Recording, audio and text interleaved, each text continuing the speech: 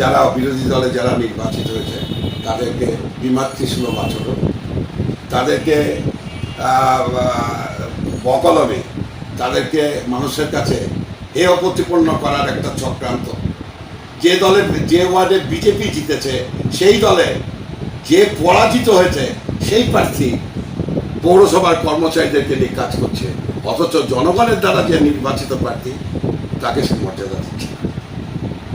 এটা কোটা পশ্চিমবাংলা নাই, বেলডাঙ্গাতেও তার ধারাবাহিকতার কোনো অভাব ছিল না, এখানেও ঘটেছে।